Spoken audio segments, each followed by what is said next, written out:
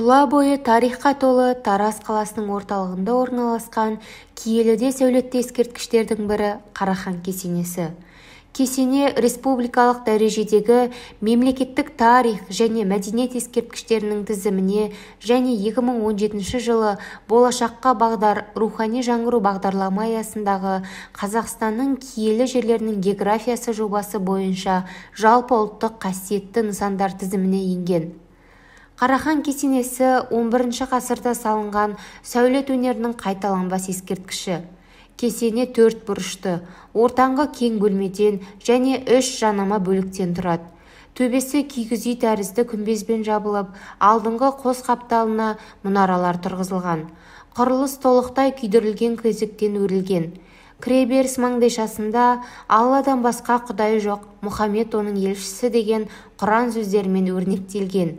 Кесененің алғашқы құрылысы қирап, 10 ғасырдың басында қайта қалпына келтіру жұмыстары жүргізілген. Кесене Қарахан әулетінен шыққан белгілі хан Шах-Махмұд Бұғра Қарахан қабірінің басына тұрғызылған. Арыстанды бағындырған алып Қарахан аса данышпан, құдіретті патша болған. Заманында дүниені дүр сілкіндірген ата абыройға ие болған деседі. Мансапты билік пен шексіз байлығына қарамастан қарапайым тұрмыс кешкен.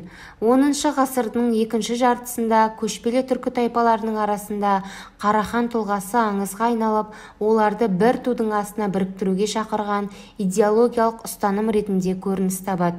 Нәтижесінде Жетісу, Шу, Талас өңірін қамтитын Қарахан мемлекеті орнайды. Қарахандықтар дәуірі кезінде елдің тұрмысы жақсарып, қой үстіне бозторғай жұмыртқалаған заман болған. Ел билеген Қараханды халқы мәртебелі қайраткер ретінде бағалап, әулие тұтып, оның құрметіне кесене салған.